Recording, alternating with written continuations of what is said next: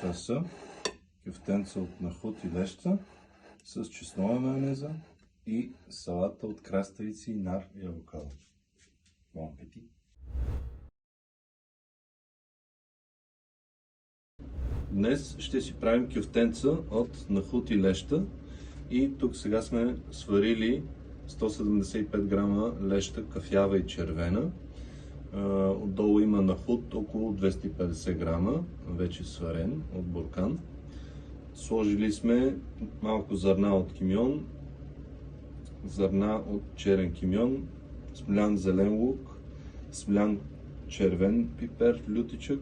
Всичките съставки ще ви излезнат на видеото, затова паузирайте, за да ги видите наведнъж всичките. Значи смлян, червен пипер, лют, чесън на прах, сух босилек, черен пипер, сол на вкус, галета малко, 3 скилитки чесън, една глава лук, половин буркан изцеден нахлуд, половин връзка магданоз и едно яйце. Сега ще сменяме всичко и после ще ги направим на кюфтенца и ще ги обваляме в галета и ги пържиме.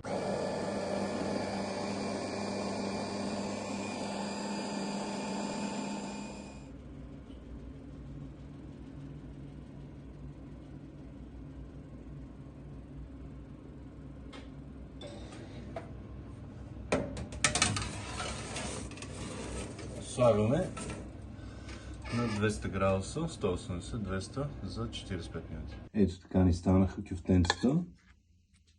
Слагаме си. Така. Слагаме си и салатка. Салатката е от краставички, нар, лук, малко препечен сусан, авокадо и грейпфрут сме изтискали малко. И сме застроили с зехтинче и сол. И сиренце има. И тук сега ще сложим малко чеснова майонезка. Хоп. И хоп. И хоп.